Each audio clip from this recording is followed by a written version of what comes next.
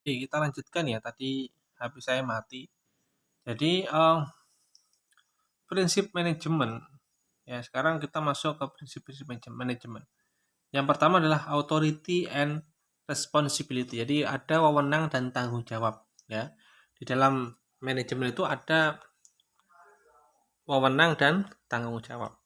Prinsip proporsionalitas wewenang dan tanggung jawab berkaitan dengan prestasi dan kemampuan para pekerja. Jadi profesionalitas itu ya.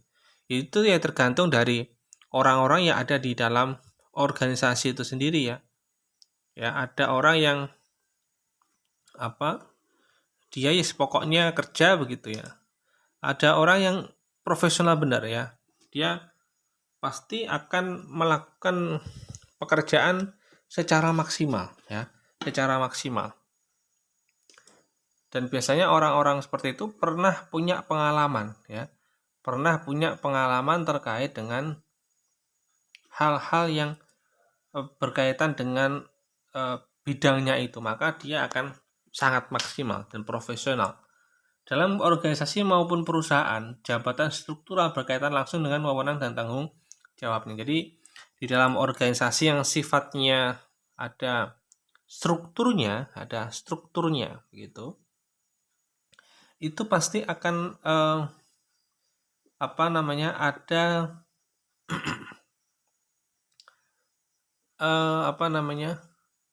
setiap struktur itu mewakili tugas dan wewenang ya begitu. Maksudnya begitu. Setiap struktur itu mewakili tugas dan wewenangnya sendiri-sendiri. Ya begitu.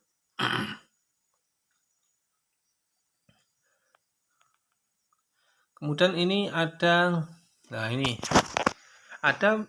tingkatan manajer ya. Jadi ada manajer itu ada tingkatannya ya, ada tingkatannya sendiri-sendiri ya. Ada yang namanya top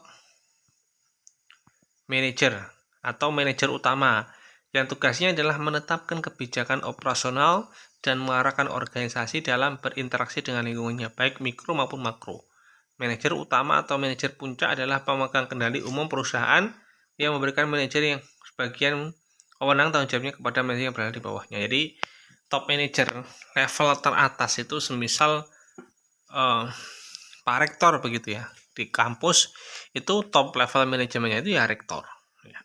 Rektor punya bawahan namanya wakil rektor. Ya, nanti kemudian ada dekan gitu. Nah, tugasnya adalah apa? Top manager ataupun level paling tinggi di dalam organisasi itu tugasnya adalah membuat kebijakan ya.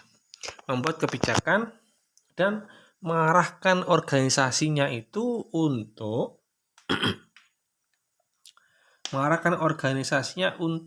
berinteraksi dengan lingkungannya ya, untuk beradaptasi dengan lingkungannya.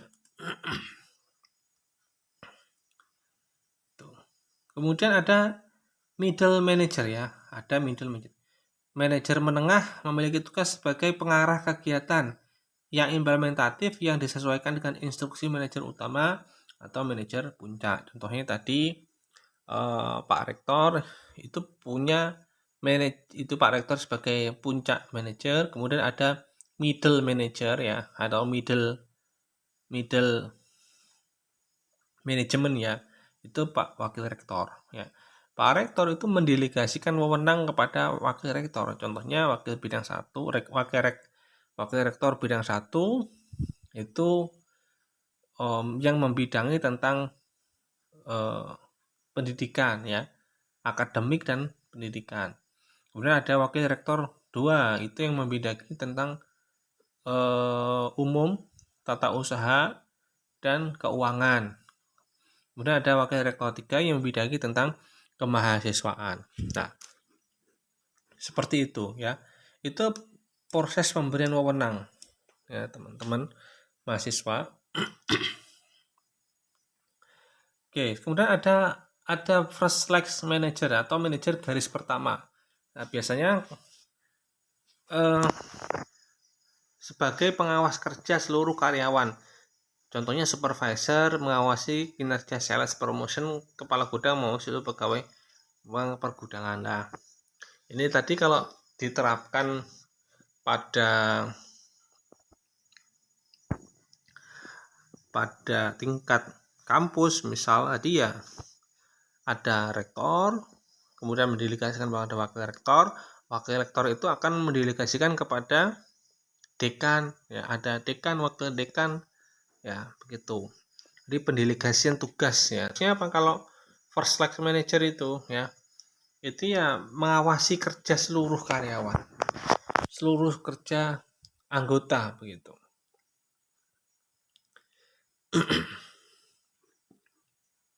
Itu ya. Oke, mungkin itu dulu ya teman-teman. Kurang lebihnya saya mohon maaf, dan ini nanti akan dilanjutkan kepada pertemuan minggu depan. Oke, saya akhiri. Assalamualaikum warahmatullahi wabarakatuh.